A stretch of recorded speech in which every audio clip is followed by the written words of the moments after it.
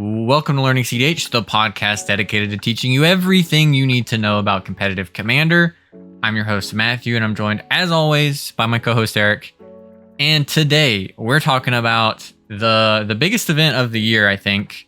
Maybe the biggest event of cEDH, period. Probably easy to say. And that is the Topdeck Invitational, which is coming up at the end of this month and is two events, really. A 64-player invitational based on points and how people have performed in the entire last year's worth of events, plus a 256-player open as the first platinum event of the new season. It's going to be a huge thing. We're both going to be attending, though in different capacities.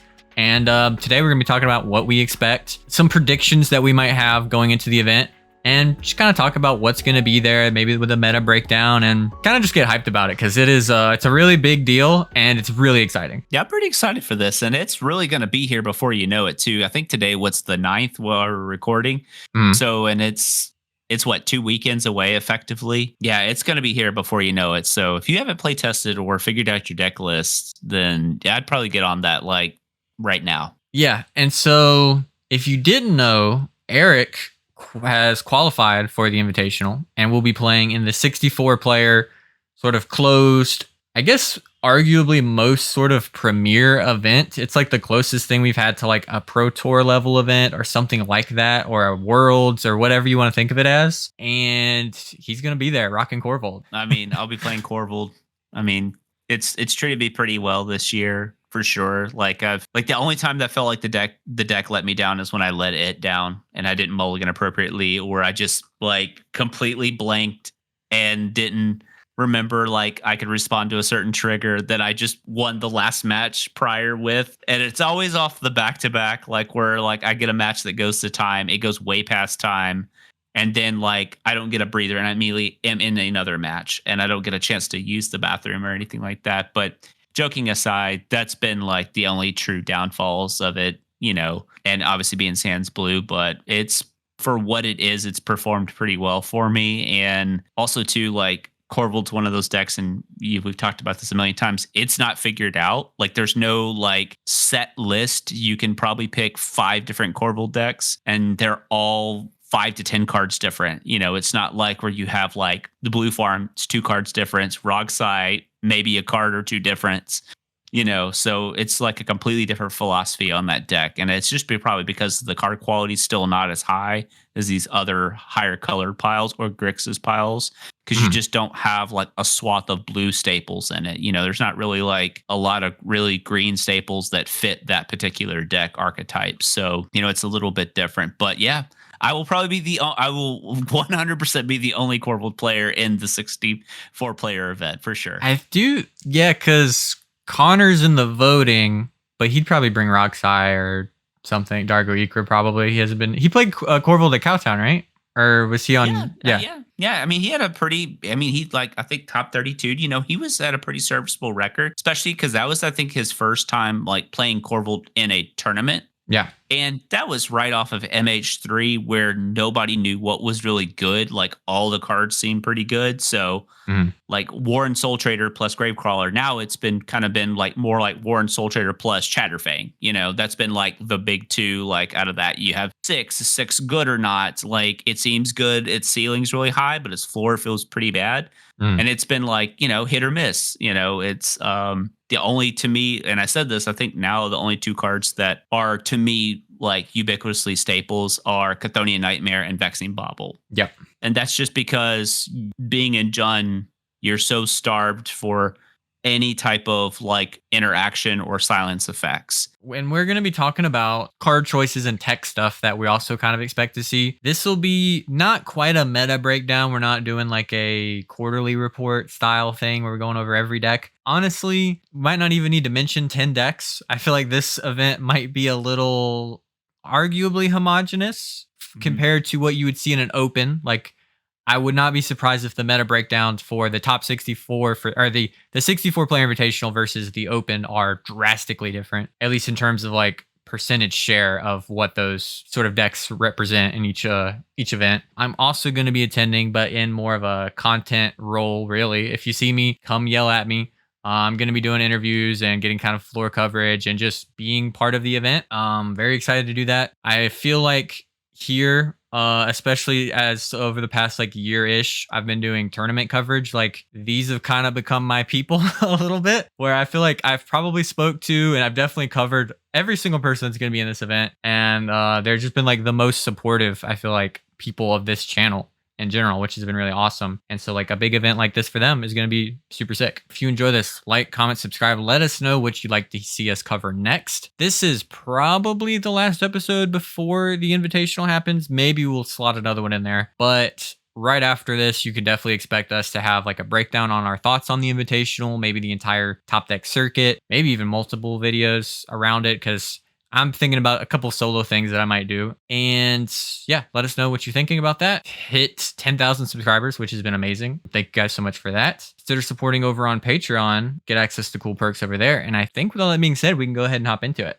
Use the link in the description below to download Whatnot, and you'll get $15 to use to buy Magic singles, sealed product, get anything that you want, really. There's no limits.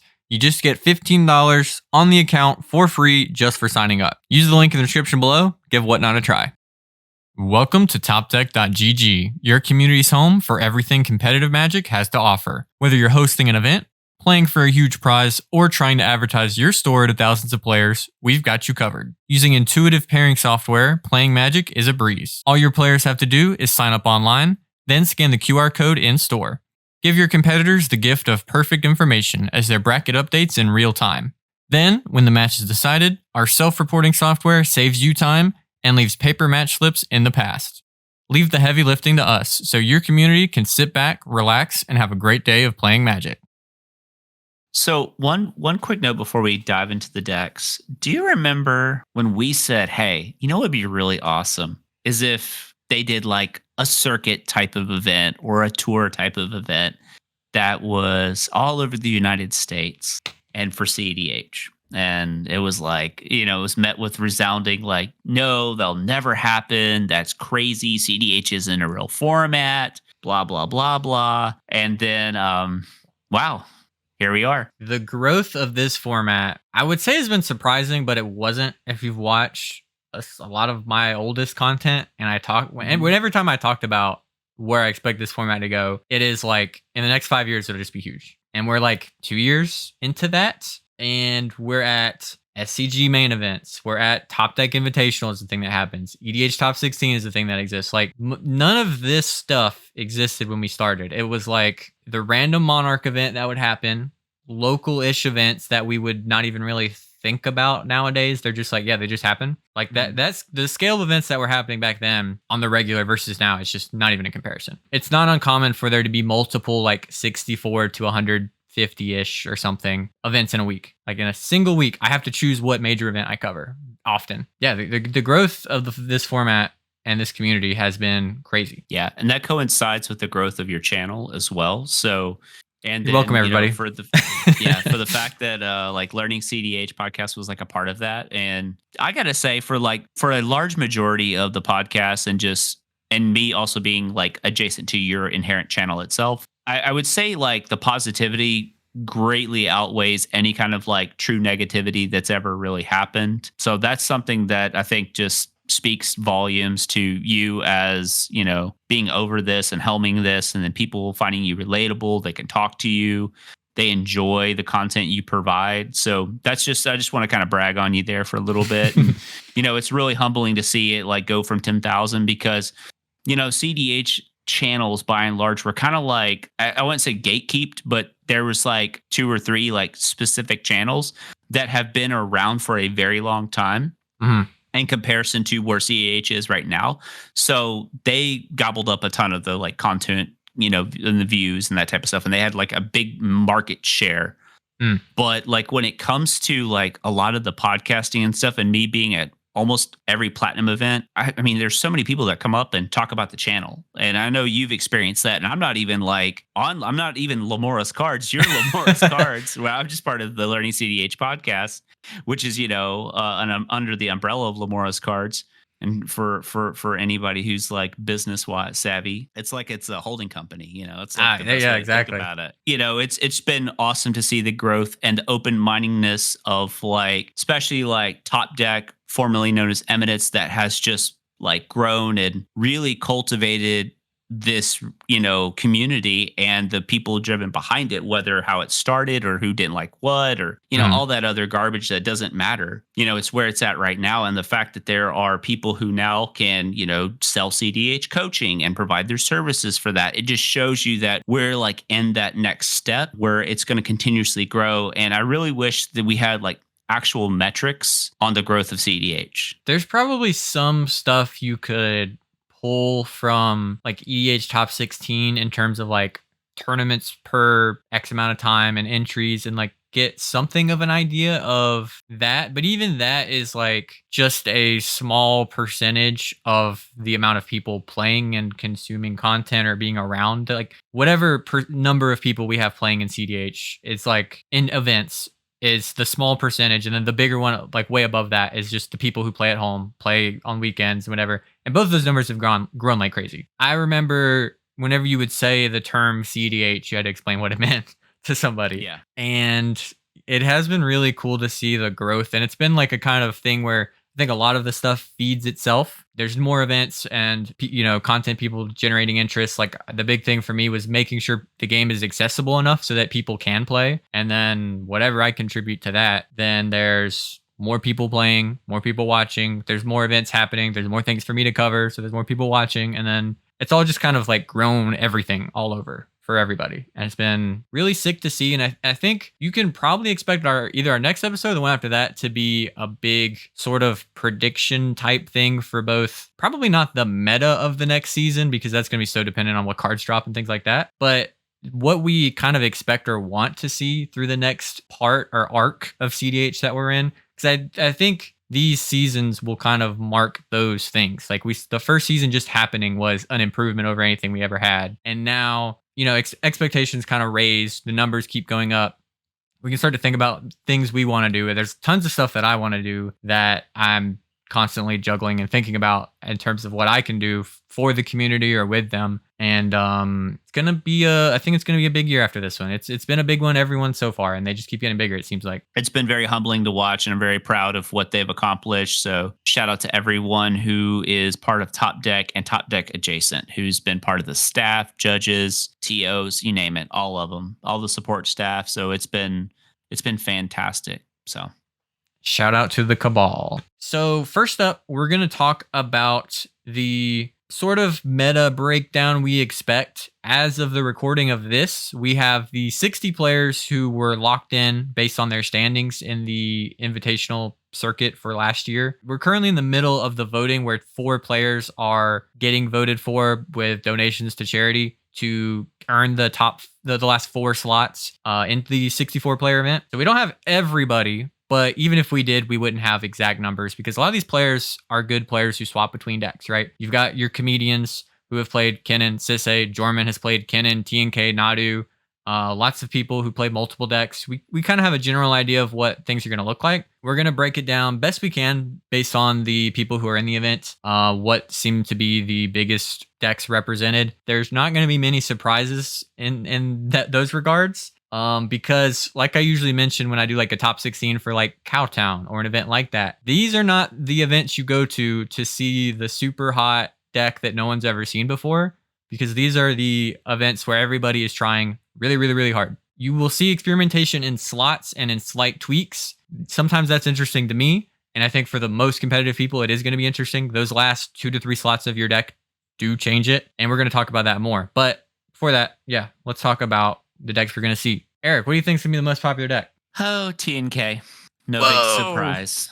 Not a big surprise. Been the most popular deck at pretty much every single point that we've been doing this. Making content, really having stats for cEDH in general. There's a lot of people qualified who play Tymna Kraum exclusively or have moved to playing it mostly exclusively when they compete. There are some people who might even swap to it. It's really interesting because I feel like Tymna Kraum is the most vanilla deck you can bring, right? For an event like this. Yeah.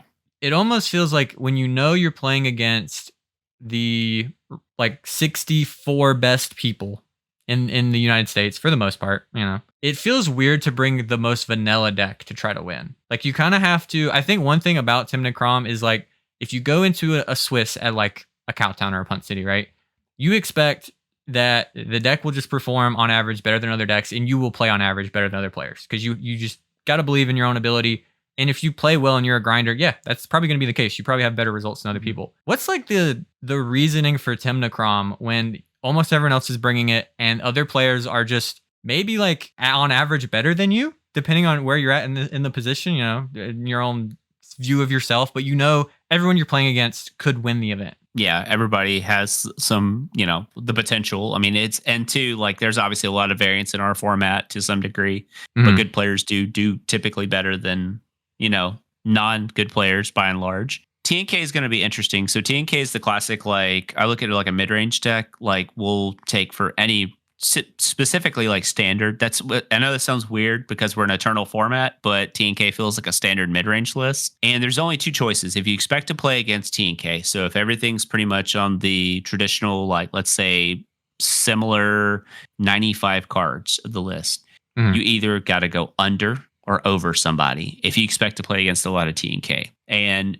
based on the other decks in the format, there's two other decks that we're going to talk about that I think get under TNK pretty easily. So TNK's got to figure out what it's going to do. Like it's either going to try to go under those two decks or go under itself and then try to somewhat match the speed or utilize something that's going to give it like, an edge over these other decks. And so like I think like obviously Rogsai, unless somebody brings something different, I think Rogsai is your fastest list that's going to be there. I mean, it's in terms of like consistency, what it can do, obviously it can protect its wins with counter spells. TNK is going to have to figure something out. They got to have something that helps them like close the window a little bit quicker, and they can't just get blown out early. That's the thing too. Like they're kind of in this weird position, right? Like facing against like your Sisays and your Nadus, then you'd probably want something like a Toxic Deluge, which Toxic Deluge just doesn't do anything against Rogsai. By and large, I guess you can kill Rogsai, maybe a Ragavan or something. With some of the newer tech, we're seeing like creature counts as high as 8, but it's not a deck you're packing board wipes for. So right. It's TNK is going to it needs to do something very special. It's going to have to figure it out where it is, because if not, it's just saying, it may not need anything because it is just a good deck. And obviously when you get like multiple TNKs and a pod, then the whole schematics of the game changes and you're not really worried about getting blown out of the water, but you're also going to be in a highly more concentrated Rogsai field. That's my guess. So the odds of you being in a double Rogsai pod is, probably pretty high. So you're playing against the best Rogsai pilots, I think is the scariest part. Like you're not just playing against random Rogsai person. It's a lot different when you're in a double Rogsai pod and it's like Ori and Zane. You literally might not get a turn one the way that they play. Yeah. I mean, Zane doesn't believe in a turn 2, and Ori just can win off of a Molda 3. He's just got the grinding station. He's just got it. I mean, and that's the thing. It's like if you present a win like that, and granted, like TNK has that ability to do that because of Thassa's Oracle combo list, but it also doesn't generate mana like Rogsai does. Like Rogsai just literally just dumps mana out. It's maybe not even mulliganing inherently for Ristic. It's maybe mulliganing for Smothering Tithe and trying to play like a turn 2 Smothering Tithe or mulligan for something like that. And it does stink that card is 4 mana. It is super powerful in that list. I don't know what Rogsai, or I don't know what TNK could really do. I don't know what their game plan is. I don't know if like adding Bergie and Jessica's will put you over the top in terms of speed. It really doesn't. And I don't think you inherently have to try to match them for speed, but you can't be like Dirtle Bug professional facebreaker deck. You know what I'm saying? Yeah, like you need something. We're definitely past the era of building your deck around Tymna the Weaver being in your command zone. We're not there anymore. It's a mild thought of like, okay, yeah, maybe having another 1-drop or 2-drop in the deck will, maybe it'll draw me some more cards sometime. But like, outside of evolving a Polywog. Yeah, and we'll talk about that. You mentioned Smothering Tithe, which the changes we've seen in Tymna Kraum over the past 6-ish months, maybe a little bit less, is that Smothering Tithe and Necropotence have become just staples of the deck. It's now more likely than not that if you play against the Tymna Kraum, they're running both of those cards. And a lot of that is there are so many reasons for them to want to do the like Final Fortune Born Upon a Wind thing. And both of those cards feed into that really, really well. If you have a draw engine and then Smothering Tithe, you can just pass. And even with like kind of nothing in your hand, you can just like luck your way into, hey, like on somebody's win attempt before I even untap, Born Upon a Wind with my million treasures off of Smothering Tithe and just push a win right here. And we've seen that play pattern become way more of a thing. We've seen it in Roxai with Flare of Duplication and also Born Upon a Wind, running both the Necro effects. Like this is way more of what you see these decks do. But Tymna Kraum does have the strength of they draw more cards than everybody else. They get to run Smothering Tithe, which I don't think Roxai would do. It fits their deck. It fits what they're doing. And they have that ability to just like sandbag wins. We see like players like Freedom Waffle. It seems like every single tournament he gets to top 16 or top 4 by using some Born Upon a Wind shenanigans. Like that has changed the game, and I think it rewards engines in a new way. And we also see it now with Valley Floodcaller, which we're seeing some Tymna Kraums run, which is the otter that flashes. And so I think that's one of their strengths, is just the ability to kind of sandbag. But we see that a lot everywhere. Like other like Nadu and Sisay of these sort of, and you can tell by the way we're talking, there's a clear top 4 decks right now. There's Nadu, Sisay, Tymna Kraum, Roxai. These are the ones fighting over it. From what we can tell, there's not that many Nadus present. I think there's going to be more than what the top deck profiles show, but that's definitely our breakdown. And yeah, Tymna Kraum's strength might be in that they're the most flexible speed-wise, where they can push the wins, like you said. They can sit back and try to sandbag through the Sisays and the Nadus, but they have to like not get overwhelmed by those decks, not get blown out, like you said, with the Roxai. So they are in the most pressured spot they've ever been in. Yeah, because now they have a deck like Sisay that Sisay can just go over the top of them, you know? So they've got Sisay, and Sisay doesn't have to commit spells to the stack. They can commit to the board.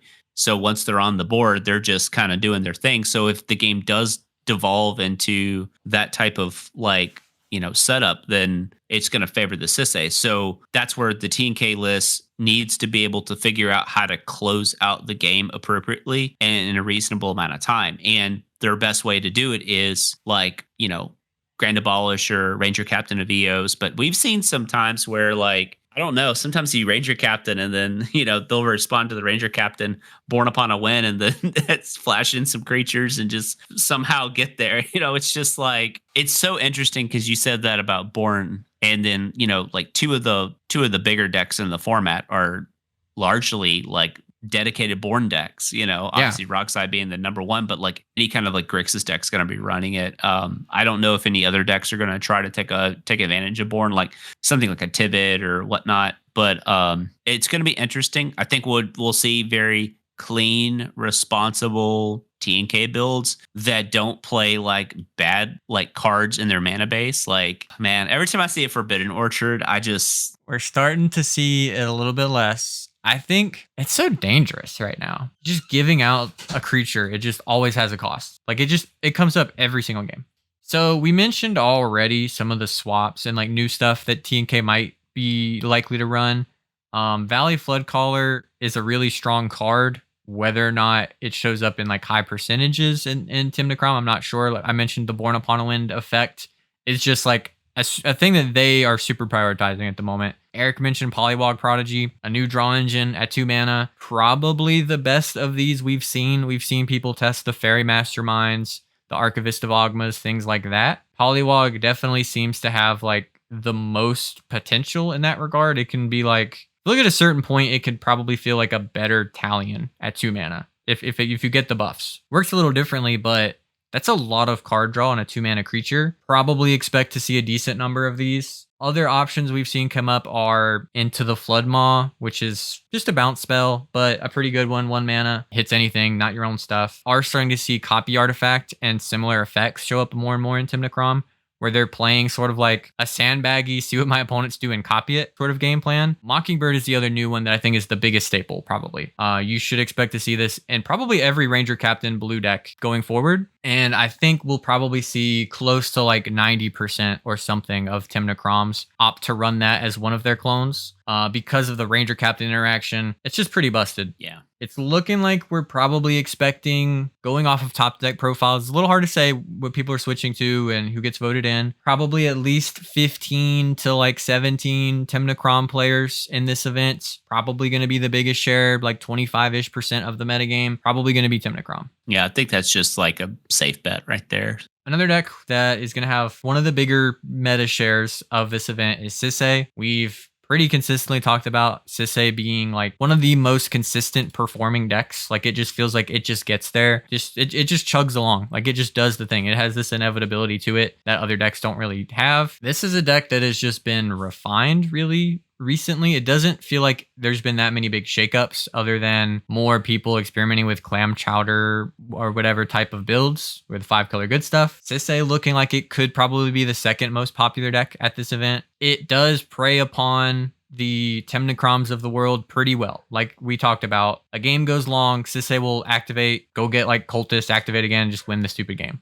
Like it's just very easy for them to just on your end step, set up a win, untap, win. Really punishing the draw engine decks. But like we've talked about, the sort of rock, paper, scissors right now is that these decks can absolutely just get bodied by Roxai because they're just similarly slow or similarly paced to Tymna Kraum, but they have like less interaction. They're running less engines. They're less likely to be able to punish the turbo decks beyond the like deafening silence and similar effects that they get to run. Blind obedience as well can really help out in those matchups. What are you thinking about Sisay's spot in this event, in this current meta? I mean, I think it's a great choice, especially for pilots who know the deck inside and out. And Sisay still is one of those decks that been in a pod with where people still just don't know how it wins. They know if it hits a certain amount of mana, it wins. You know, little things of not understanding, you know, how it works and has been a kind of an issue. There was like a debate in one of my feature matches where like there was like a removal spell that exiled. It was going to either get pointed at a Sisay or like a Dockside or something or a Bloom Tinder. And it's like you're kind of like damned if you do, damned if you don't kind of thing. It was one of those things where it's like if you try to hold up the removal spell, Sisay's like, okay, I just don't activate Sisay. I have all my treasures for Dockside.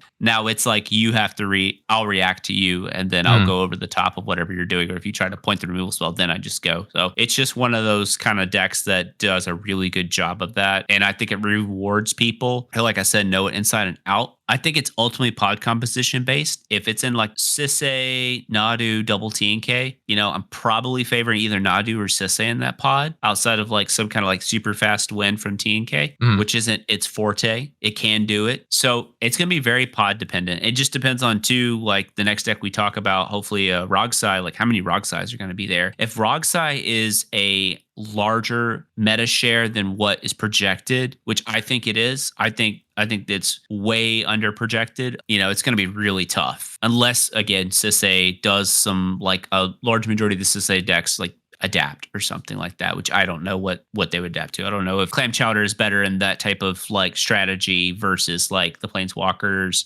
and like heavy Legends build. I do think those hate pieces that they get to run are really nice. Like if you are early in turn order and get to go lead on like a Deafening Silence or Blind Obedience, something like that, you do really change how the pod gets to play. But those are like 2 cards in your deck and they're not even in every Sisay list. You might see more of those effects to try to survive. You might even see the just pure interaction count be a little bit on the higher end. It does depend on what you're targeting because sometimes they'll devote slots to like more questionable cards to deal with like opposition agent. And when you expect a lot of Tymna Kraums, you kind of do have to do that. But those are like incredibly dead cards for the most part against the like Rogsais, depending. I mean, like if you're on an Abrupt Decay, yeah, you can hit a Breach, something like that. I do think the rise of Sisay, and we've talked about this, has actually helped Rogsai get better. Plus Rogsai just getting new cards.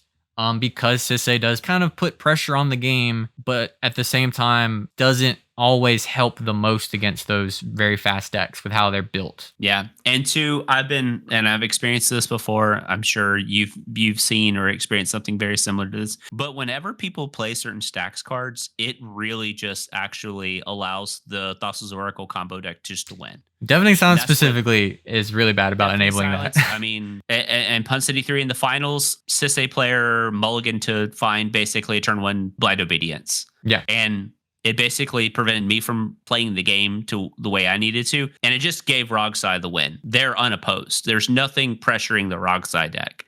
And that was just, it was just, and they didn't even inherently mull for Thassa's Oracle combo. They just kind of got there. Mhm. So it's just one of those things where I've always seen like the stacks piece come down and it's like, oh man, it really got the Turbo Ad Nauseam deck. But it's like the Turbo Ad Nauseam deck that just has a 3-mana unpunishable combo just typically has it. And that's what or they're a tutor away or something like that. And then it's just, I don't know, those kind of cards. I get why they have to play them. It's helps slow the game down for them, but it typically doesn't slow down the fastest deck. It can, but it just sometimes just doesn't. So yeah, it can be really hand dependent too. But like if their plan was bunch of mana wheel, a bunch of rocks or Nas early on, yeah, blind obedience is going to really mess that up. But like you're saying, if it's just like, well, I'm going to make my land drops, play a combo, got anything? No? Okay. Yeah, that's going to do it. Yeah. Sisay, I think in a good position in a tournament with this many Tymna Kroms. I feel like the good Tymna Krom pilots though get a little bit less punished by Sisays because they are, like we said, the deck has kind of been getting quicker a little bit in general. And I think the good TNKs know if they're in like high Sisay pods or something like that. Like if I'm TNK in a Sisay Nadu whatever pod, like I'm way more likely to mull for something fast and look for just because you're the beatdown sort of in that pod. You might get blown out by Nadu just running garbage like Commandeer. But if you sit around and let those decks do their thing, you're not going to outgrind them. It just doesn't happen. Your deck is not that guy at this point. Like you just don't get to win that game plan unless you just high roll with like early Ristic, 1,000,000 mana, get a Kraum out, really just get so many cards that no one can stop your Grand Abolisher or something. And that's going to be the interesting thing to see, because that's actually, to me, one of the most exciting things for this event is the pod composition. I expect to be in triple blue pods like the entire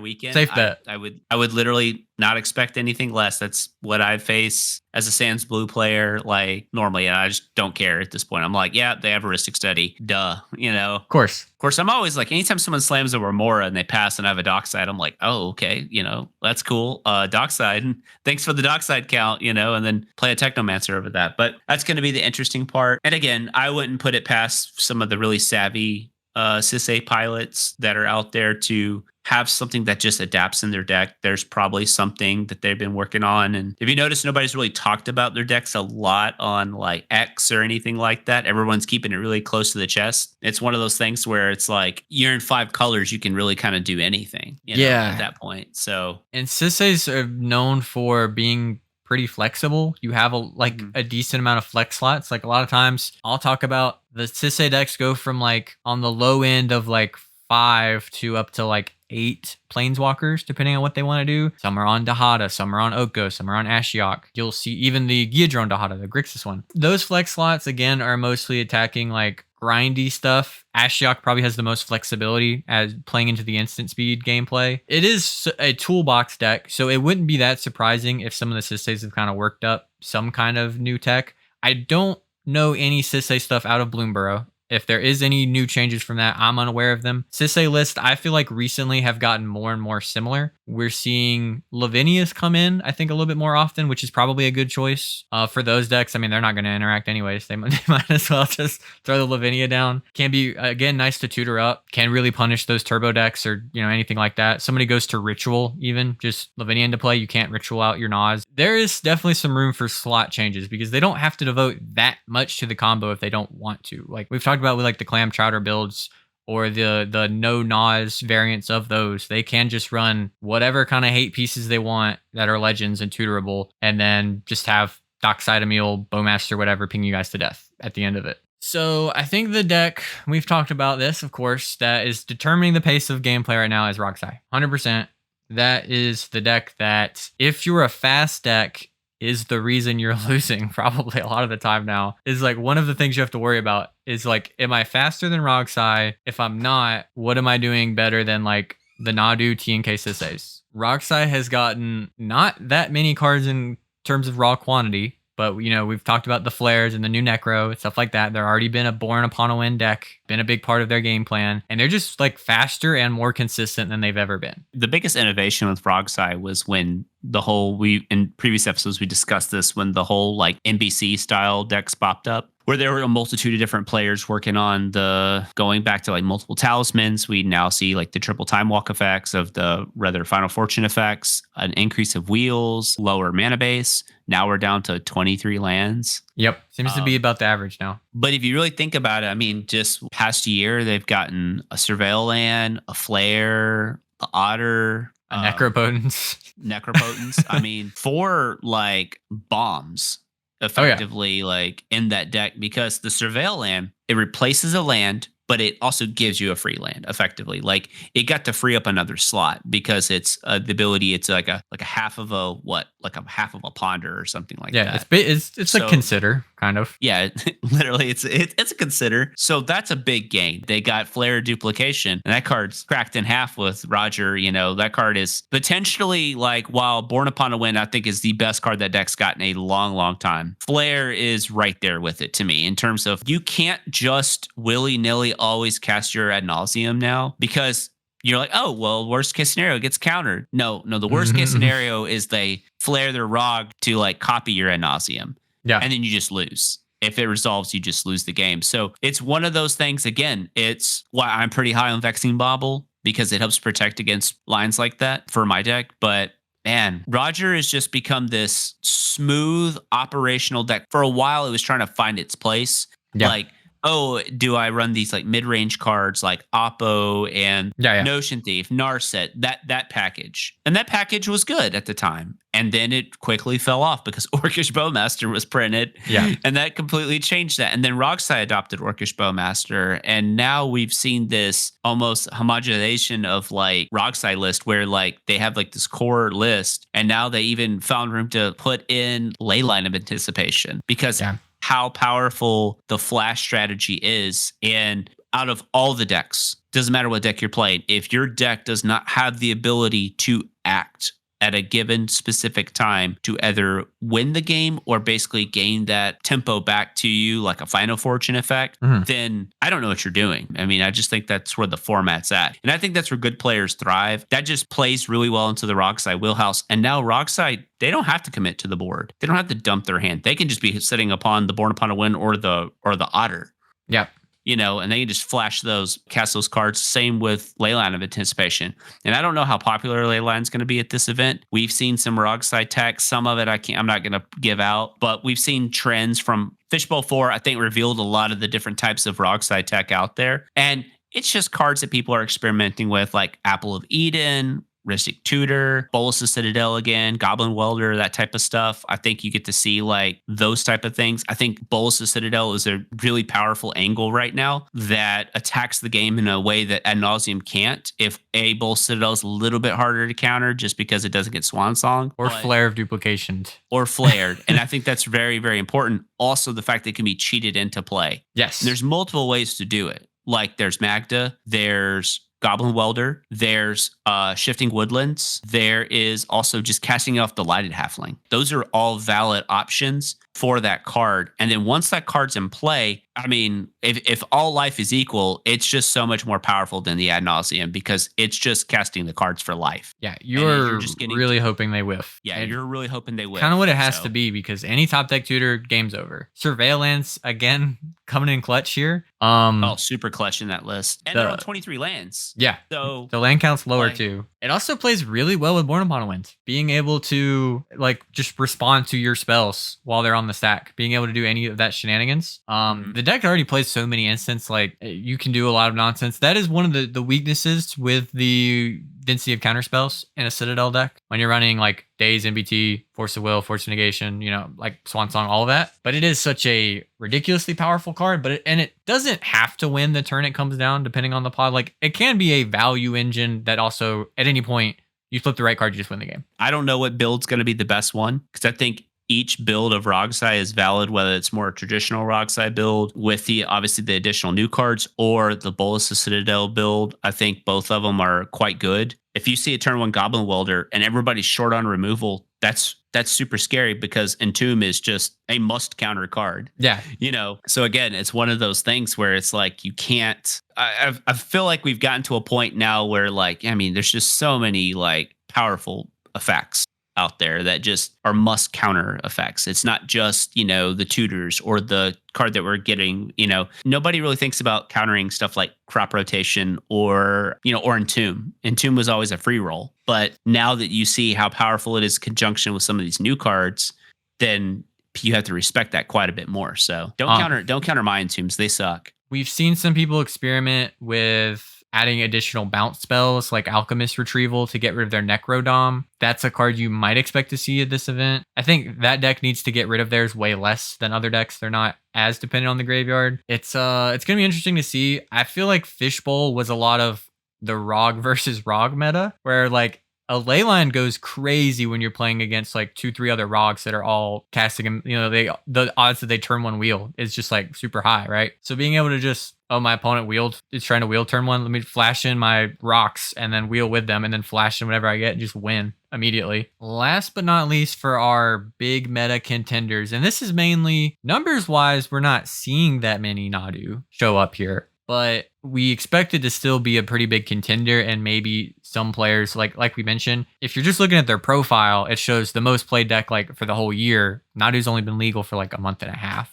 or something like that. So like a lot of people, it's not gonna be their most played deck, but it is a big new meta force. We talked about, I think I just had a video like less than a month ago where for the time at that recording, it was the best deck in the format. It had just better numbers than every other deck. It had beat Tymna Kraum and nothing else really had. Do you think Nadu is going to have a big representation here, or do you think these numbers are right? And do you also think, which is what I've heard, and I really don't take this into stats, I don't like to think about it in terms of stats, but like people have mentioned they think Nadu has gotten all these numbers from lower quality tournaments, and it's not really something I can vet for, but do you think there's any merit to people are just showing up to lower level events and stomping people? Because I don't feel like there's enough of those events for that to be accurate. Yeah, I mean, even the lower level events, I've like looked at several, and you see like T&K win, Rogsai won, so Kadama, the East Tree, Sakashima win, Yeah, like, that type of stuff. So I really don't want to put a lot of stock into it because we know how good it is in good players' hands. Whether it was Max playing it, Ian's played it, obviously Gold Sabertooth has played it. It's a powerful deck, and it's really powerful in a skillful hand because they're going to know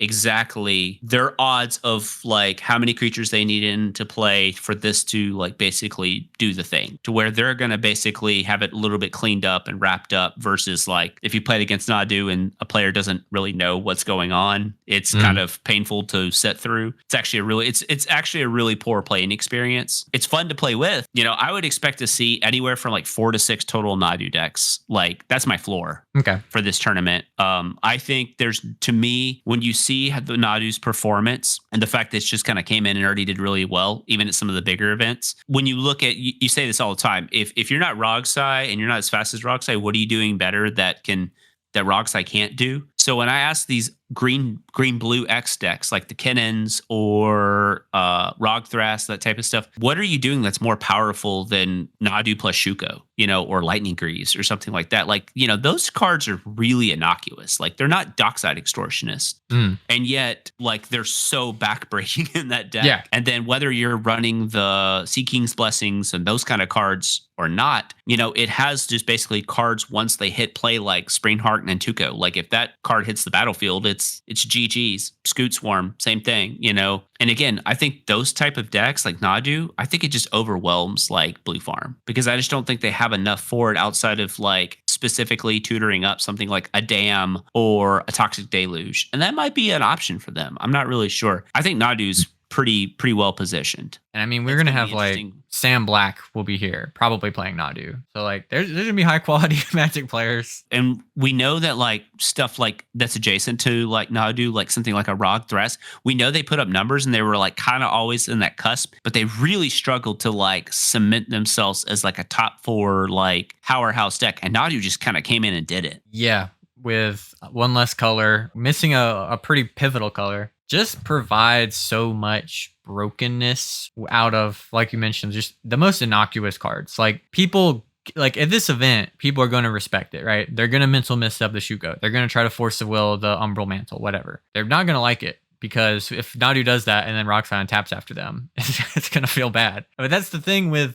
when you have, like you kind of mentioned, these decks putting this pressure on the mid-range piles, which Nadu kind of is. It runs that level of interaction, but it also just represents like, I got my commander and a card out of my deck. This might just be a win at any given point. They can turn the corner super, super fast out of the command zone, which the Tymna Kroms don't have. Sisay technically has, but Sisay's always at its best enabled by something. Like Sisay's don't just come down and activate the turn they're there unless there's, a Dockside along with it, a Bloom Tinder, Faber Elder that's fed, stuff like that. Nadu, have a mana, Shuko, that can represent a lot. It could put mana into play a creature off of just the 2 activations. Dork, land, play the dork, keep it going. There's so much pressure they generate off of nothing. Yeah, and then I think too, like if you take Nadu and you've been privy to see some of the refined Nadu lists that aren't like public, that it's one of those things where if they fail, they're probably casting a time warp and they're just gonna untap and do it again. Like they just have so many ways to do it, whether it's a clone, a reset bounce, anything of that nature. Like they've kind of got it covered. And it's one of those things that like I'm very respectful of it. It's one of those things that I've kind of like considered like, should I be on like a Slaughter Pact or Rending Volley just so I don't lose to turn order? Because it's already hard enough being the slower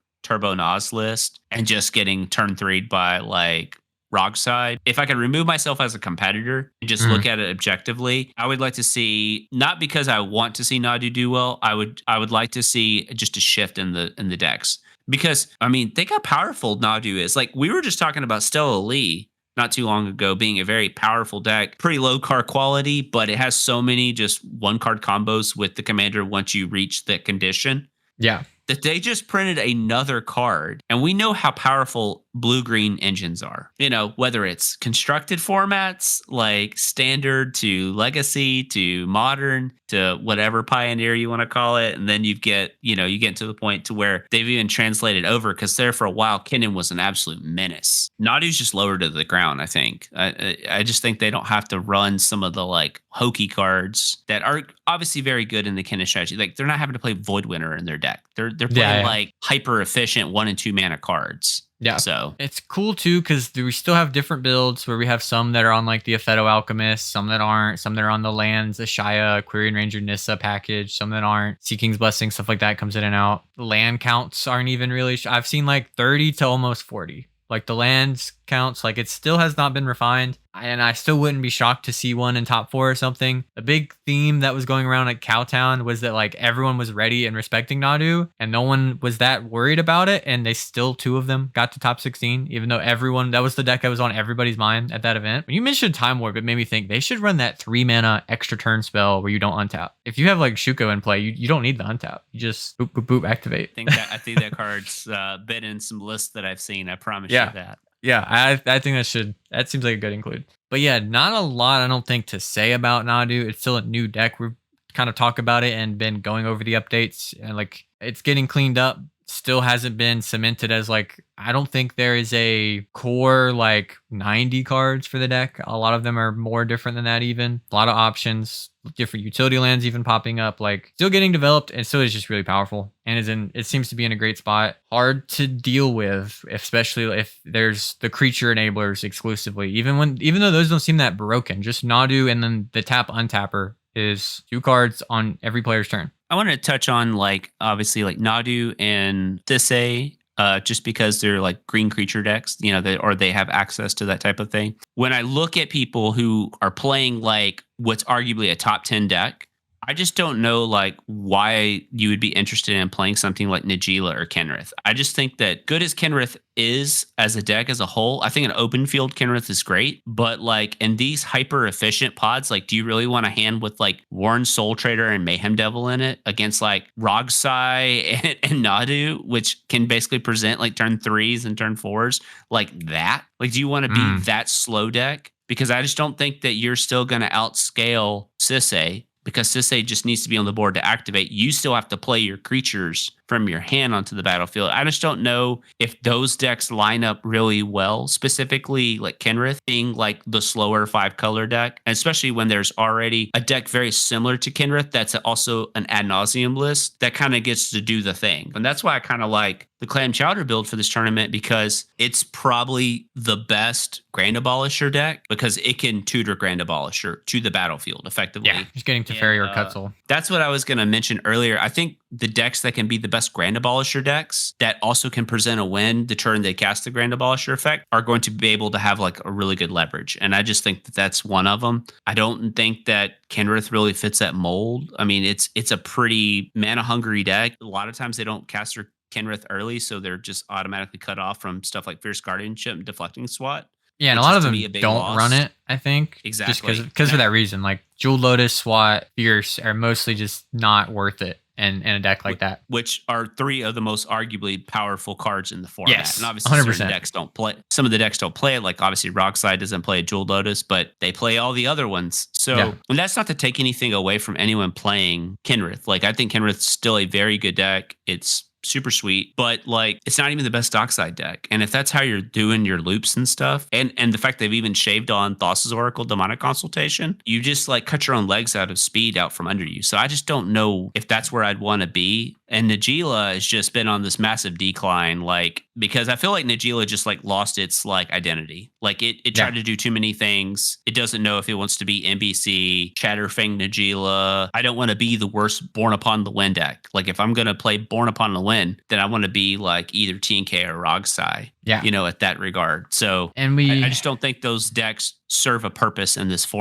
particular style of tournament. That's very selective. We don't see a lot of those, but there are like dedicated, especially Kenrith players who are going to be here. It is interesting to think about sort of the incentives or the expectations of when you grind with a deck like that to get here with Kenrith. Yeah, kind of like what you mentioned. It can really thrive in like an open field. It can play sort of like in a more like political based on what the pod's doing kind of way, almost like even parasitic to a degree, depending on what they're doing. Because a lot of them are like becoming more develop my creatures playing to the board kind of decks. And they do have their own unique strengths. But yeah, when I think about the Agatha, the Vile Cauldron, whatever kind of Kenrith decks, how do those line up against Rogsai? Pretty poorly. Don't line up that great against Nadu. Nadu will do that thing faster and out of the zone and just way more broken. Kenrith does have just high rolls of like, hey, I got Dockside, Fimage, whatever, I can do the thing. Counts high enough. But like you're saying, they don't just build the combo like Sisay does if I resolve Dockside. Where I can just Sisay, Dockside, get Saheeli, activate, do it again, keep it going, get Amanatu. So it is kind of tricky to think of their value in bringing them. I think there is some merit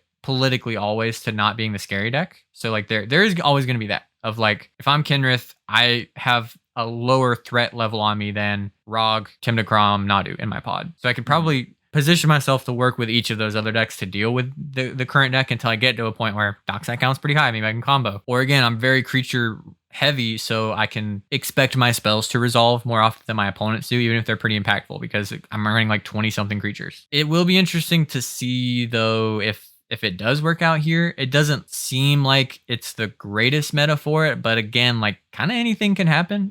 Like we mentioned before, it's gonna be really pod dependent. These are all good players. That's just the one thing to keep in mind, right? I think one thing we'll see is the players who converted to top 4 and wins will really shine versus the players who just got top 16s on their way here or didn't even do a lot of that. Maybe they just attended a lot of events, but almost certainly everyone here's top 16, you know, they're a decent share of times, because those players have been in those pods and grinded through them and won. Like these are the top 16 players, like level of a big event. And it's just every single pod is like that. So the people who I think historically win those games or get to top 4 and, you know, get a chance to win at least are going to really come out ahead of the people who just kind of grinded into top 16s. That would be my guess. Sweet, no pressure on me, you know. So for me personally, like there's people who just play CEDH every weekend, you know. That's every day even. Yeah, and then but for me, like I've been playing Magic for a very, very long time. Pretty decent high level up to like Nationals, the Pro Tour, that type of stuff, you know, and I've grinded like the typical like SEG circuits, won some SEG events, you know, it's just things like that. It's like where I played enough Magic to where like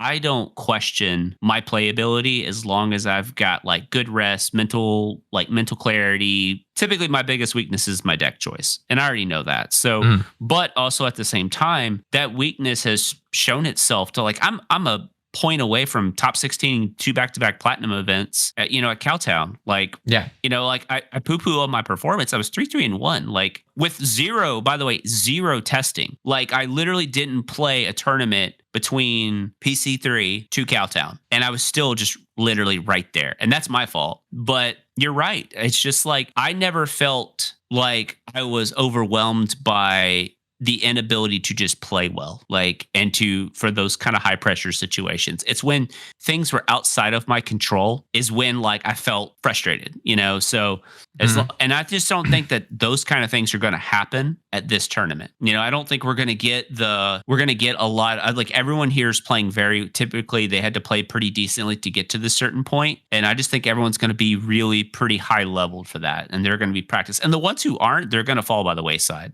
People who don't who don't understand pod texture, mulligan appropriately, play at their own pace, not getting bullied by, somebody else's speed or anything like that. And just kind of like slow things down and ask questions, those type of things. And always, if you don't know, call a judge. Call a judge. 100%. If someone's slow playing, call a judge. I think it's going to be interesting. I'm excited. Do you think there's any other decks? Like, I wouldn't be shocked if I saw a Tivit in top 16. It wouldn't I wouldn't be like, oh, how'd this happen? But I'm not going to sit there and be like, I don't know like how I feel. The deck that I feel like is going to be a little underrepresented at the tournament is something like maybe like a Malcolm Vial, just because it's basically like largely the Grixis shell, and then it has a creature combo finish. And again, it got all the same new tools as Rogsai. It's like a step under Rogsai, but if you've ever played a game where a turn 1 Malcolm came down, it's you talking about a busted Jewel Lotus deck. Anytime Malcolm comes down on turn 1, it's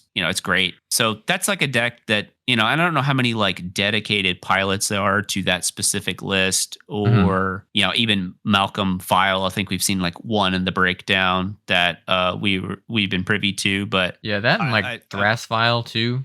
Both got new toys. Both play really well. Like Thras File specifically plays really well into like the Necro, Born, Emergent Zone, Final Fortune. Like they get all of that. And they can also grind. Yeah. And they can be built to be more, you can do dockside combos. You can not. You get to run Chthonian Nightmare, which is pretty nice. Yeah, it doesn't seem like, at least looking at the profiles, we expect those decks to show up, but they are strong options. I think those have just been underplayed and are only starting now to get more numbers, and are probably something we see more. I feel like those are decks people going into the next season might be more willing to try out. And that's one thing we can kind of look forward to, is players being more willing to experiment at the start of a new season of this, after playing, nothing but Tymna Kraum for a year or something. Maybe trying out some new stuff, not feeling like they're really got to put it to the grind, especially those people who were in contention to make it in, didn't have their spot locked until that last weekend. But yeah, there's not really a new thing I expect to like show up and go wild. Yeah, like you mentioned, Tivit could show up, could do well. Magda. Yeah, a Magda can always sneak in. There's probably going to be at least one Magda here. They can always do the thing similar to like Sisay. They can just sit in the pod and win the game. They get to run lock pieces that hurt everybody, especially if they get to be selective about it. It's going to be a good Magda pilot in these games. They're going to know really well how to use their toolbox. So any of those could really top. I do expect still a decent amount of the Sisay Rog TNK. Probably a Nadu will sneak in. Just pure raw numbers, it's hard to expect more than like 3 Nadus, because we're not even sure how many are going to be here. Oh, we got Pant Laza. That's going to go crazy. Kind of just naming people. I really hope Abby brings Crick and not Tymna Kraum. I'm just trying to jam Crick here. Just purposely put kind of sandbag a little bit behind the Rogsai. Let somebody interact with them. Aaron's Street Urchin is a deck I talk about a lot that will be here. That can be a hot one. That's like one of the few null rod decks that gets to be here, and they get to win with artifact combos even through their own null rod, just being able to get rid of it. That's another deck that can really mess up a kind of traditional pod that's there's a little bit of a mid-range grind, someone goes for win attempt and gets stuffed. That's a deck that can just kind of develop into a really hard to deal with win attempt when you're doing like Snoop piles or just Protean hulking. Like you got this pretty niche interaction if Protean Hulk just gets put into play and sacrificed by your commander. Also Mono Blue Teferi, at least one of those. There's a couple of decks that I would like to consider playing for this event. And one would be, and I guess it just really just depends, but like Dihado would be one that I would be pretty interested in, because it is a Turbo Breach deck. And it is trying to win the game. pretty quickly. It's again one of those things that just like it's a good Grand Abolisher deck. It's one of those things, but though your commander just gets countered by a Fierce Guardianship. And that's just that's just brutal. Your triple pip commander. So maybe you look to like Dargo Tymna.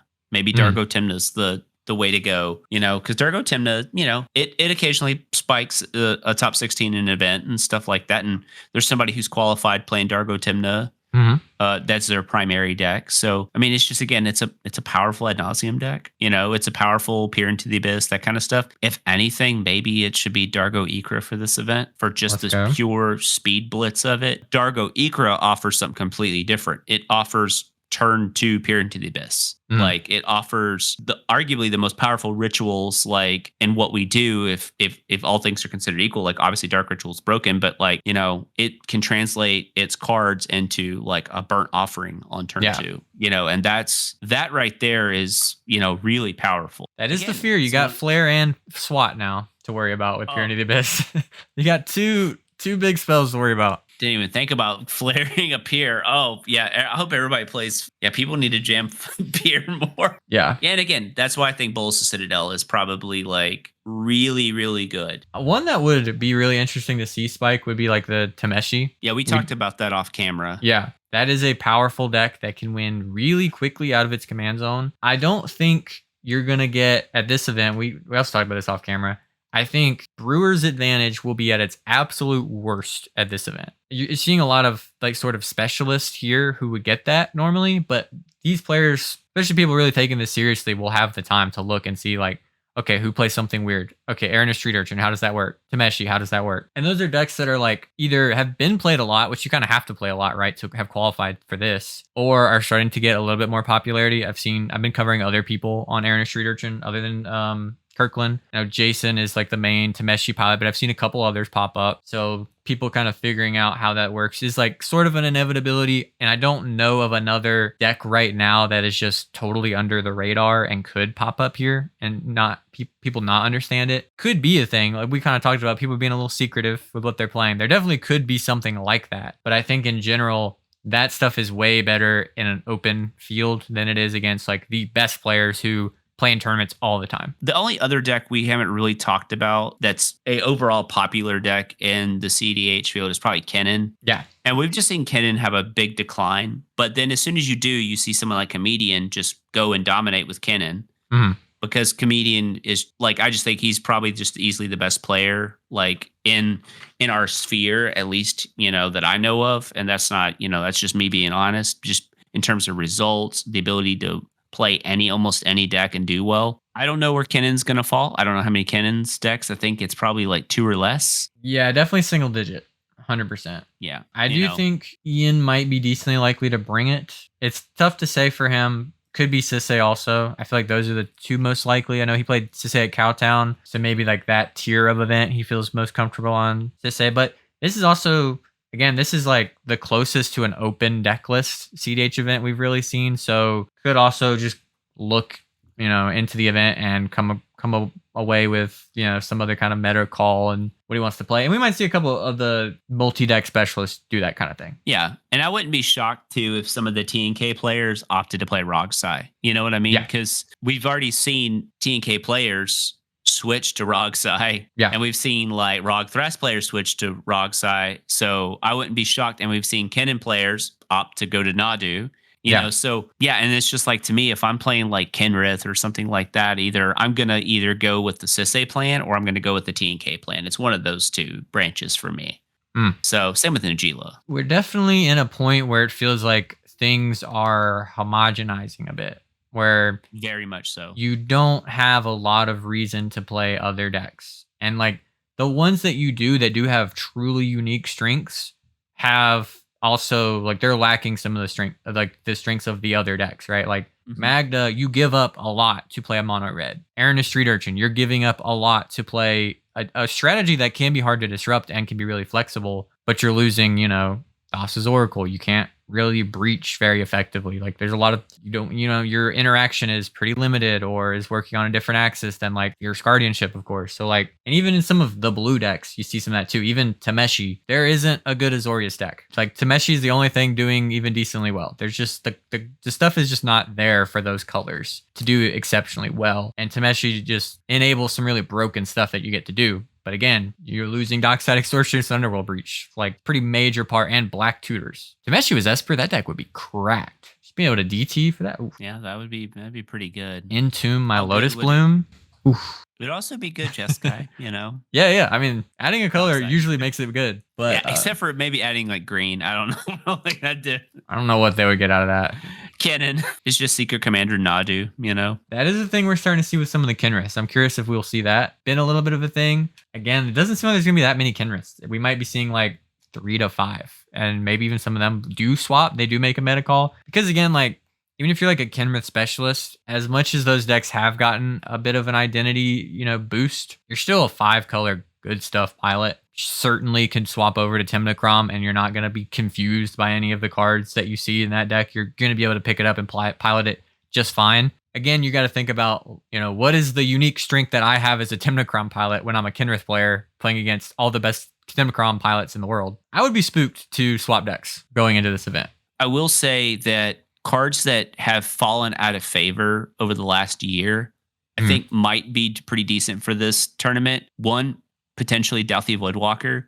Yeah. Because if you are expecting a ton of Breach / Turbo Nozlist, Dauthi Voidwalker and less removal, then Dauthi Voidwalker is like the perfect card for that. Like, it's just one of those cards, like, I think maybe TNK might need to consider, because that might be the card that slows Rogside down enough, but also can still aid their game plan, and, hitting a really good spell. It's just things like that.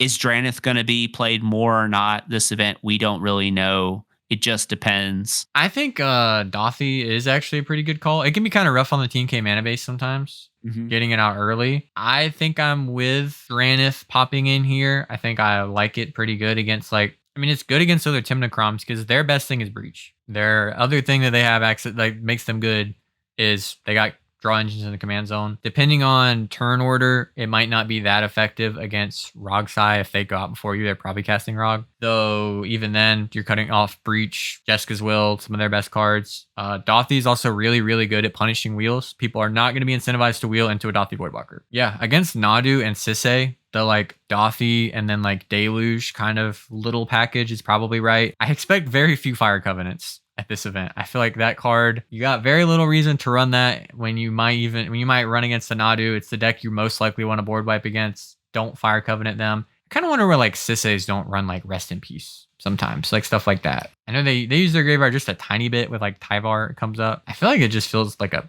free-ish slot though. You could consider if you're worried about losing to those Breach decks, things like that. Dauthi in their 5-color deck might be a little optimistic. Double black isn't usually something they're prioritizing early. Obviously, Rocksai's trying to win fast, right? But and I don't know this, but if you're cutting Orcish Bowmaster, would you rather have a Dauthi or Orcish Bowmaster out? If you are also in this hyper fixated environment of these particular decks, if there's going to be 12 Rogsai lists, 20-ish TNK, whatever it looks like, something like that. I mean, I just think that's a card like that. I know it's just a hedge, it's just a 1 of and a 99 or a 98, but that's why we put those cards in the deck to mulligan for them and to tutor for them. So it's another thought that, again, I'll leave that to the Rogsai pilots or the TNK pilots, but Dauthi was played in TNK for the longest time. So I just think you need a way to either punish them or go ahead. So it either needs to be something like a Bergie, maybe it's Lavinia again, the Vexing Bubble effect and stuff, which, I'm pretty high on that card for this tournament. So seems good. And I've seen that in some TNKs.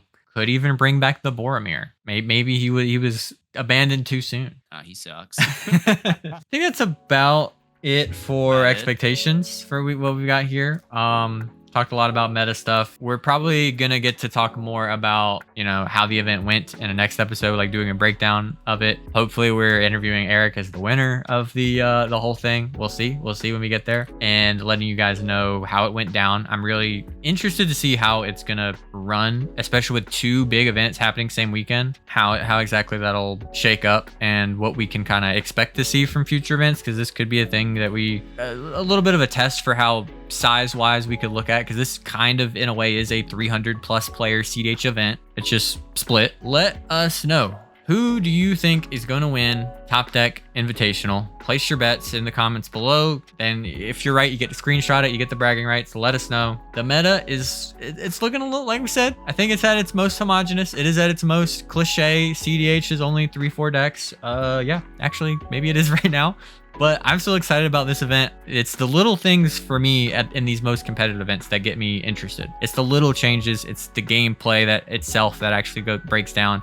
I don't care that there's not 15 different decks in the top 16. I'd be surprised if there's 6 different decks in this top 16, to be honest. But we'll see when we get there. Thank you as always for watching. Hopefully I'll see you at the Topdeck Invitational. If you're there, please come up to us, unless Eric's in a game, then don't yell at him. But you can yell at me pretty much all weekend. I'm not doing anything important. So come up, yell at us, say hi, let us know what you think. I think with all that being said, thank you so much for watching. Go play cEDH. Have a good one, everybody. See ya.